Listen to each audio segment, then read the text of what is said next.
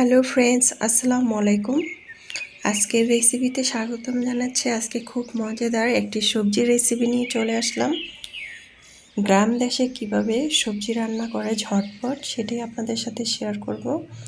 এখানে ফুলকপি, গাজর, তারপরে পেঁপে, লাউ, আলু, সিম নিয়েছি। তারপরে নিয়েছি পেঁয়াজের ফুল।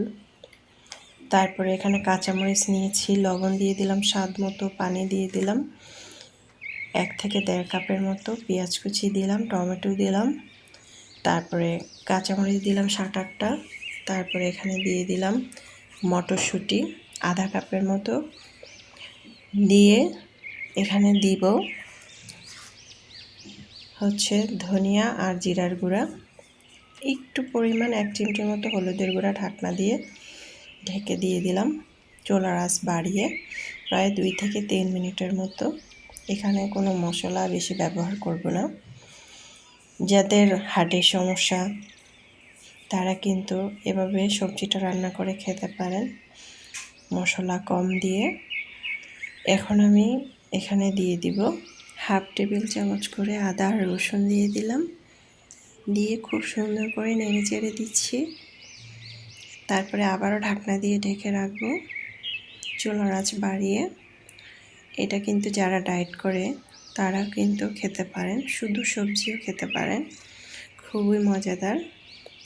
তারপরে আরেকটি আয়োজনে চলে আসলাম। চুলায় একটি প্যান বসিয়ে এখানে 5 টেবিল চামচের মতো রেগুলার রান্নার তেল দিলাম, 1 কাপ পরিমাণ পেঁয়াজ কুচি দিয়েছি, রসুন কুচি, সাথে 2টি শুকনো মরিচ, 1 চিমটি আস্ত জিরা। এখানে পেঁয়াজটা আমি বেশি পরিমাণ নিয়েছি, আপনারা চাইলে কমও দিতে পারেন। তো এখন খুব সুন্দর করে এটাকে নেড়ে নিব, নেড়ে এটাকে ভেজে নেব। প্রায় যখন এটা বাদামি কালার হয়ে আসবে তখন আমি এটার মধ্যে সবজিটা দিয়ে দেব। অনবরত নেড়ে চেড়ে দিচ্ছি। দেখবেন খুব সুন্দর একটি ফ্লেভার আসবে। আপনারা চাইলে এখানে কাঁচামরিচটাও ব্যবহার করতে পারেন। আমি কাঁচামরিচটা একবারে সবজির সাথে দিয়ে দিয়েছি। এখন সবজিটা দিয়ে দিচ্ছি, দিয়ে খুব সুন্দর করে নেড়ে দেব। সবটুকু সবজি কিন্তু আমি দিয়ে দিলাম। সবজিটা অতটা কিন্তু নরম হয়নি, দেখুন আস্ত রয়েছে, কিন্তু খুব সুন্দর করে সবজিটা সিদ্ধ হয়ে গিয়েছে। এখন আমি এখানে দিয়ে দেব ধনেপাতা কুচি। এটা কিন্তু ঝটপট আমরা তৈরি করে খেয়ে ফেলতে পারি, এতটাই মজাদার। কারণ এখন শীতকালে সবজি কিন্তু প্রচুর পরিমাণ পাওয়া যাচ্ছে। বেশি তেল মশলা দিলে সবজি কিন্তু খেতে ভালো লাগে না। সব সময় এক এক দিন এক এক রকম করে সবজি খাবেন, তাহলে ভালো লাগবে খেতে।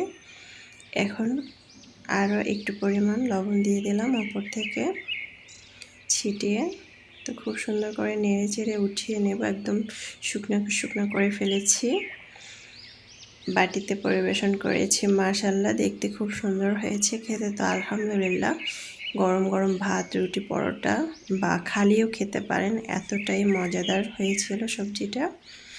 আশা করছি আমার আজকের রেসিপিটি আপনাদের খুবই ভালো লেগেছে। ভালো লাগলে অবশ্যই চ্যানেলটা সাবস্ক্রাইব করে লাইক দিয়ে পাশে থাকবেন। দর্শক, বেশি বেশি ভালো থাকবেন, খাবার কখনো অপচয় করবেন না। এখন আমি গরম গরম এটা পরিবেশন করে নিব। আমি খালি খেতে পছন্দ করি সবজি। আল্লাহ হাফেজ।